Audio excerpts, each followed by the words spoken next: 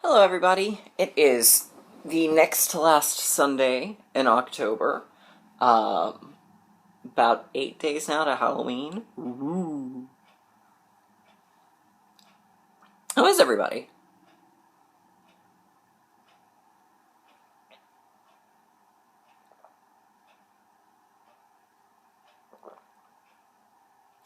That coffee doesn't taste right. Oh. Okay, well, we're not gonna go there again today. Ugh. Oh. Oof. Okay. Alright, well, moving right along. How is everybody? Did everyone have a good week? Awesome. I'm really glad to hear that. Alright, we've got a little bit of haul. We've got some whip updates. We've got Q&A. We've got Oz. So we're just gonna jump right on in. Alright, so, first we'll do the Q&A, because I've got some cues. Let's see, first comes from Shirley Miranaka. She's got several. Her first question is, have you read any other Oz books that aren't written by Baum, and if so, which ones? I've read The Royal Book of Oz, which was Thompson's first. And I want to say I read The Lost King of Oz. I wasn't as big a fan of her writing. I read Scalawagons of Oz, which was by John... I think that was by John Arneal, who primarily illustrated the Oz books. That's supposedly, like, the worst one in the series, and I actually kind of enjoyed it. I've read a couple of Roger S. Baum. He's the great-grandson. Or maybe great-great-grandson. I can't remember if it's one great or two. And his stuff, some of it is good, some of it I don't care as much for. I like his earlier books, like Lion of Oz, Badge of Courage, and,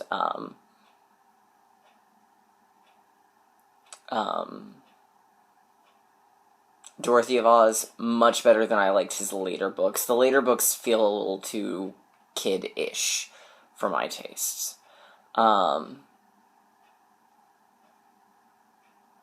And then I've read some of the Oz-inspired works. One of my favorite is Silver Shoes by Paul Schneider.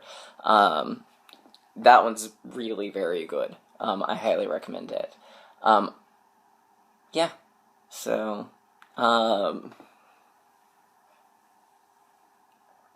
yeah. So yes, I have. Her stitchy question is there a proper way to frog? She uses a seam ripper and sometimes end up ruining good stitches. I just frog individual. If it's a big chunk, I'll take scissors and very carefully cut where I need to, but generally I just frog each one as is. And then she also asks, sometimes when I see stitchers use perforated paper, I see them stitch in pieces, like arms and legs separately from body. Is that, when you're done, how is that put together, and what is the purpose? Generally, it's a dimensional thing. Brooke is really big on doing dimensional pieces, so by having the arms and legs separate, they're more dimensional, and sometimes, depending on what it is, she'll have you finish it where the arms or the legs can move, and sometimes you glue them in place so that they're stationary, or tack them in place, or however you will. So it's not necessary to use most of the paper, it's just to create a dimensional effect. Helen Taylor asks if I could tell her the equivalent of 36 linen to Ada. The best way to go between linen versus Ada, divide it in two. So 36 count linen is the same as 18 count Ada. Rosie Suze asks, do I ever get annoyed with all the Wizard of Oz things sent your way? Yes and no.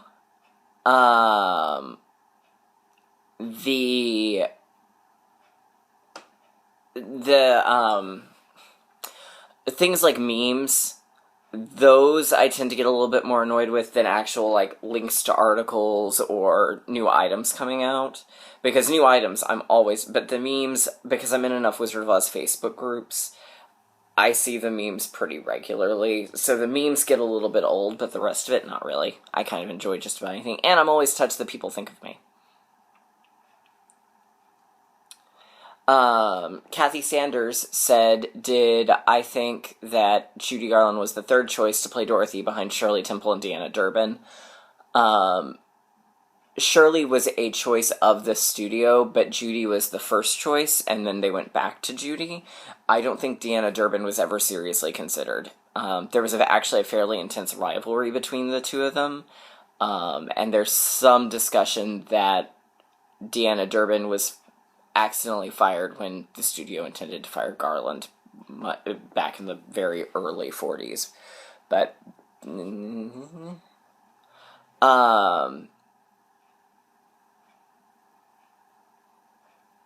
thanks to everyone who commented about the hoop.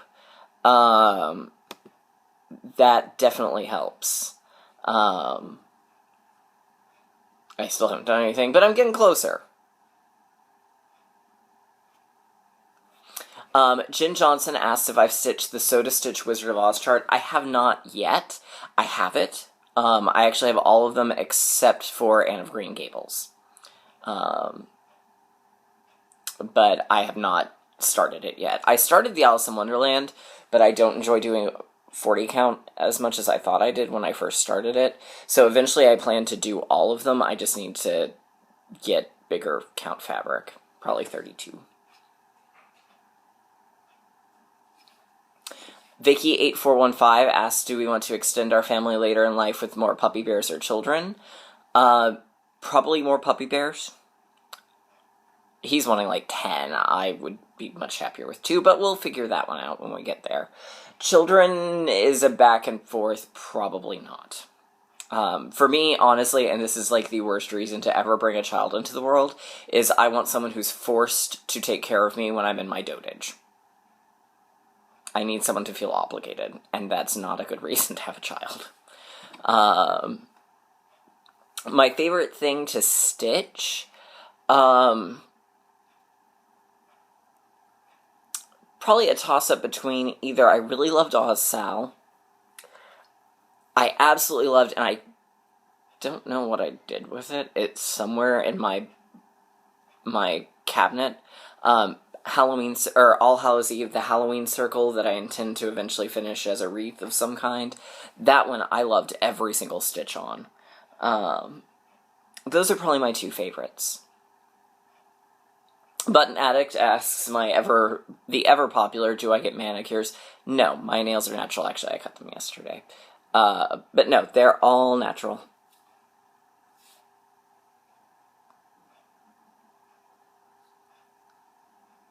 Let's see. 1 vote for pop-up books. And yeah, Sandra stitches. Yes, I did take the comment about Anne of Green Gables lightheartedly. Sarah Marie and I go back and forth on Anne of Green Gables. Megan Fellows is not a national treasure.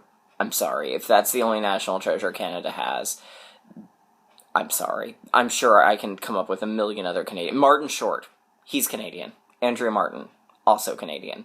Much closer to being national treasures than Megan Fellows.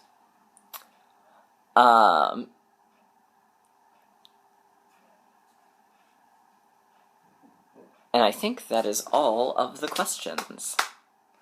Alright, so I guess now we'll move into the little bit of haul. Okay, first, I went to Hobby Lobby and got this little guy, $7.99 and then on clearance, because Patricia Parker Blaine, or Priscilla Parker Blaine, I can never remember if it's Patricia or Priscilla, she finished one of her Halloween stitches off using this, and then she put 2 little eyelets in it and some wires and finished that. And I thought it would be the perfect thing for Samsara's Something Wicked. So I got one for myself. When I will finish this, I have no idea. But one day, I will finish it, and I have the thing to finish it on. So I picked up that.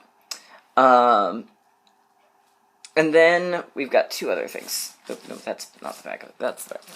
Okay, first, the Organized Stitcher got this fabric that she ended up not liking, and so she thought I'd like it, and so I said, and so she sent it to me, and it is a gorgeous piece. This is huge. This is a 26 by 35 piece of 28 count Willow Lugana from Picture This Plus. It's big. And I think I'm going to try and do the Brooks Books upcoming Princess Sal on it. Because it's just gorgeous. And I've never used Lugana, so that'll be interesting. So, there we go. And then I got a floss order from Fabrics by LJ, because I had these Sprint the Sprint cards that I can't use that are, because the place we shop for groceries is a local place, called Winco, but they don't, accept credit. They only accept debit or cash or check. So I had these cards that I can't use on groceries, so I was using them on fun stuff. Alright, so we got some cotton flosses. We got Emerald City, which has got some greens and some blues in it. It's a very interesting Emerald City. I like it a lot. This one, which is called Gerber, it's orange. This one that's yellow, called Banana, because I say it the British way. This blue one, which is called Spearmint. And then I got two of this one. It's a green called Ectoplasm. And it's much less neon in person. Let's see, do I have the little...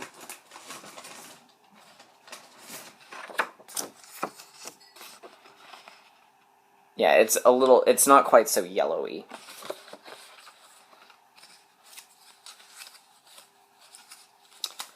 So I got those, and then I got some unicorn tails. I really like the look of Teenage Dream. So this one is Caribbean.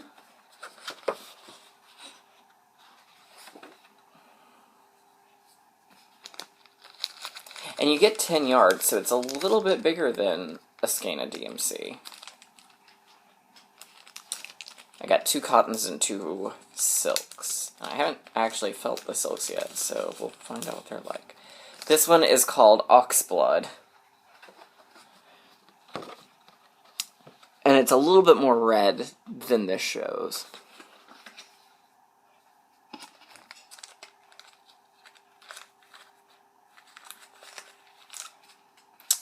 Alright, and then these are the 2 silks. So I got this one, which is called Elsa. Oh, it's very soft.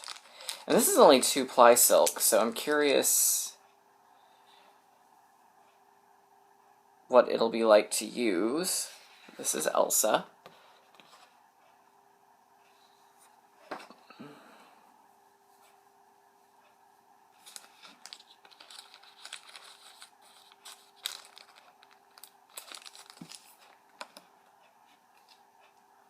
Ooh, my phone was exploding there for a moment.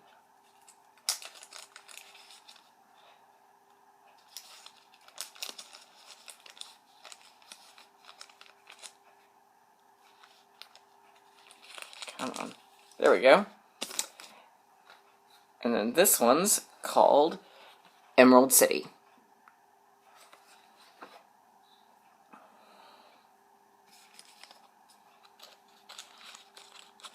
So that was kind of a fun little order. Alright. And then we have, of course, Countdown to Halloween. Ooh. Alright, so, let's see, we'll start with day 17.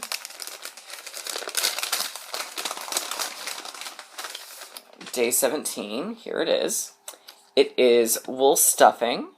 One of my favorite pincushion stuffings is good old-fashioned sheep's wool. For best results, pull small bits of wool and then fluff them up before stuffing into your cushion or ornament.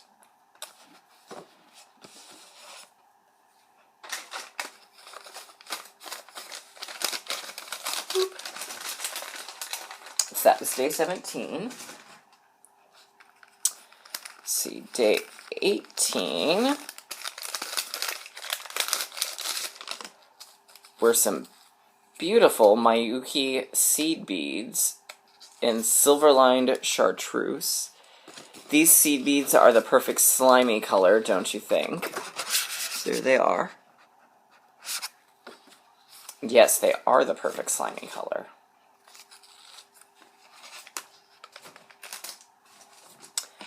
Day 19.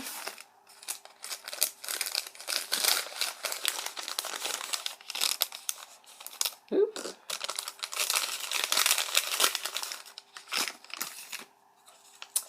Is a little smiling pumpkin charm. And it would make a great, for a project or for a scissor fob. I don't really do the scissor fob making, but it's cute nonetheless. Day 20 is Springfield Sage Fabric. It's a 28 count Lugana from Witchelled. It's their newest colorway. There it is. So I've now got more Luganas than I've ever had before. So Day 21, and there's a story that goes with this. Vintage Check 11O seed beads in transparent orange. There's the beads. These transparent vintage Czech seed beads were reportedly made between the late 1800s and the 1920s. Imagine all the history they've seen. So these are theoretically older than Carol Channing. And because Pemberley asked, I actually met Carol Channing 10 years ago, actually, or 11 years ago, not this, sometime over the next couple of days, because it was right around Halloween. And I went and saw her in Branson, Missouri. I'm still living in Arkansas at the time. And she was in this thing called the Branson Follies, which was men and women in their 60s, 70s, and 80s recreating the Ziegfeld Follies in full costume. And she was the Act 2 specialty. And so she came out and she did Diamonds Are a Girl's Best Friend and the monologue leading into Before the Parade Passes By, and then the title number from Hello Dolly, and she had the audience sing with her. So it actually says on my resume that, or said for a while at my theater resume, that I sang with Carol Channing in the Branson Follies. Not untrue. And then after the show, she was going to be in the lobby to do a signing.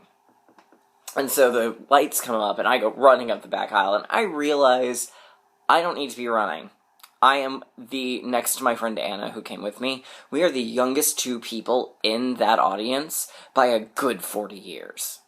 So I go running up so I've been running up the back house, and then I just start walking. I get in line, she comes out, and I go, "Hi, Carol Channing, my name is Garrett, I'm so nice to meet you, it's so nice to meet you." And she goes, "Gary Cooper? Did you say Gary Cooper? Oh, I loved you in that movie with, Katharine Hepburn, the African Queen." Never mind that Gary Cooper is not in the African Queen. I said, no, my name is Garrett. And she goes, "Oh, I thought you said your name was Gary Cooper." And so I ask her if I can get a picture. She goes, "Oh, sure." And she's kind of behind a desk thing. And I get my picture with her. And then I look at her and I go, "It was so nice." And I'm nervous as hell. I'm like, "It was so nice to see you alive." Her eyes go, "No, I'm sorry, I meant live, Carol, in person. I'm so sorry. Bye, Carol Channing." And I bolt out of there, leaving my friend holding my camera. So that's how I met Carol Channing and insulted her, all in 5 minutes. So there's my Carol Channing story. Alright. Day 22 was another fabulous floss from Ship's Manor. This one is called Thunder, and it's a purple and gray mixture. Gorgeous. So I can't wait to use it in something. I don't know what, but I'll use it in something. Alright, and then today is the 23rd. So here's the 23rd, and I have no idea what any of these things are.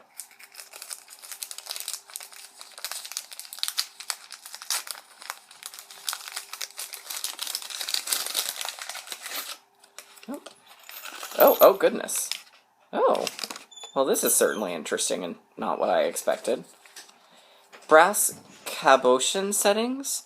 I am in love with these teeny, and I'm probably mispronouncing this, cabochon settings. You use them in your stitching, make them into needle minders, all sorts of things. Be sure to check out today's post for all of my experiments with them. And it's the little setting and the little bubble thingy. So, yeah, I guess we're going to find out how this works. Huh, interesting. I like weird little doohickeys. Okay. Yep, that actually goes over here. Alright, so there's the haul. Alright, so whip updates. Alright, so I did part 3 of the Tempting Tangles Welcome Sal. Part 4 is out. It's a mirror, it looks like, just about, of part 1. And then supposedly after that, the stitching gets more interesting. Not that this has been boring, so I'm going to be very curious to see what's coming next. But there's parts 1, 2, and 3. I've decided the way I'm kind of working on these is after I work on something sort of big, these are kind of good little palette cleansers. So, and since they're kind of releasing at the same time, I can do one and then the other.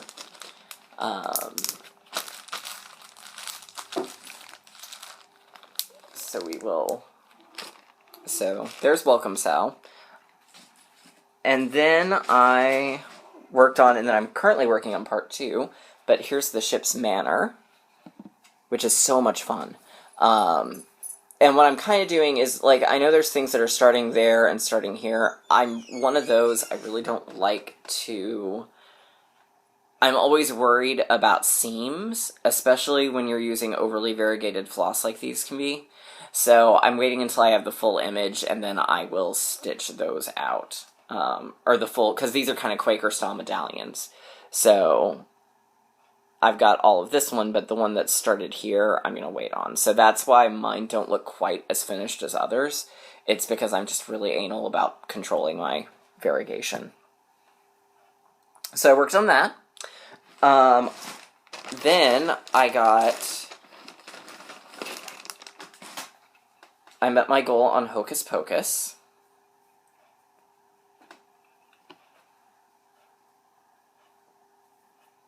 So the spell is all done. As are all the little symbols. I used metallics for all of them. I did not do the sort of mauve color around the big B because I thought that looked really strange. The cat is actually done in some wool. I used black licorice from Gast. So here we have twist the bones and bend the back, each to copper melic, mystic, trim him of his baby fat, each to copper melic, mystic, give him fur black as black, just like this. And I'm kind of at a little bit of a stop spot on it, because it occurred to me there's a couple of different ways I could finish it, and unfortunately Hobby Lobby didn't have what I was looking for when I was there yesterday, so I'm probably going to have to go to Michael's or Joann's. But depending on how big the thing is, will depend on if I can fit the figures or not, and if I can do the Hocus Pocus thing at the bottom. I may not even do that to begin with, because really and truly, if you're in my apartment or in my home and you see this and you don't immediately know that it's Hocus Pocus, you probably shouldn't be in my apartment. I feel like that's a fair way of censoring out the riffraff. Really expected G to laugh. He's currently in my craft closet that is in desperate need of being cleaned. Alright, then I worked on... Oh shoot, I left... Okay, well, I finished all the interior stitching on Things Unseen. But that's not currently where I can get at it, so we're not going to show that. So I did most of the top. I need a different metallic for the Aurora Borealis. I didn't have any that I liked. So I've still got the top border to do, and then one more park, and start in on the bottom. And I actually think this is probably going to go to my dad. So next trip to my LNS, I'll be able to get the metallic to finish that one with. Where did my bag for this go? There it is. So, and I don't know after I finish the ship's Manor if I'll come back to it, or if I'll go to something different. So I don't really quite know. I've got Oh, and I was gonna show. Really cute. We got our bark box. This home gives out dog-friendly treats, human-friendly too, if your child enjoys dog food. I thought that was hilarious. Because I've got still to go. I have 2 months on Storytime. I have a little bit left on Longfellow. I have the cross-stitch on Beekeeper, and I have Wonderland to do. So I think I will probably rotate to either Storytime or something different. We'll see. So I should have part 2 of Beautiful Sea done here in the next hour. There's really not that much left. I've got that center medallion, and then I've got the little that I'm working on. So I've got this little medallion, and then I've just got a line across there. That's it. So, alright, so I guess that leaves this month's Oz. This week's Oz. Okay, the next 2 that you're going to see, this one today, and then the one next week is probably my favorite, just because of how bizarre it is, and it's just too appropriate to show for Halloween. This one is probably my overall favorite, and it's the one with the most sentimental attachment. And this is the Wonderful Cutouts of Oz. I may have shown these before, I may not have. They were designed by Robert Roy McFay, who was at the time working on a fully animated version of The Wizard of Oz. And it was going to be a faithful adaptation. I know I've shown the little teaser poster. It never got made, unfortunately. But I got this, and I got a book called The World of Oz at a local bookstore, children's bookstore. Those are my first 2 Oz books. And my mother spent probably a month painstakingly cutting out all of the figures in it, and weighting them and building them. And they're gorgeous. And I mean, they're intricate. I mean, even their little stands have details. And so you've got Dorothy and Toto, the Scarecrow, the Tin Man, the Lion, the Wizard. And these are very difficult to come by these days. So I scanned and made a PDF copy so I would have a digital copy. Munchkins, the Witch of the North. But you also get the Queen of the Field Mice, you get the Kalidas, you get a crow, you get Mrs. Stork. The Gates to Emerald City, the Soldier with the Green Whiskers, the Guardian.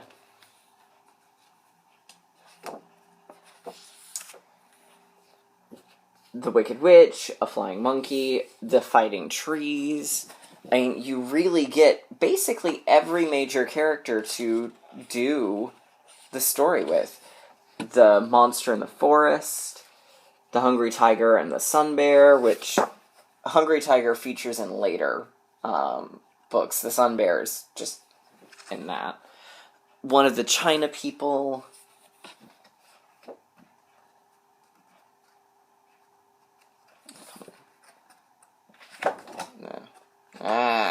Page turns. More China People, Glinda, the Hammerheads, and then, of course, last but certainly not least, good old Aunt Em and Uncle Henry. And so it was, and these were printed in 1985. And I don't know, I have always loved them. I loved playing with these as a kid. I think I lost one of them over the years, but I do still have all the rest of them cut out, and they're stored away, and they're beat the hell up because they were very well loved. So, yeah. So there you go.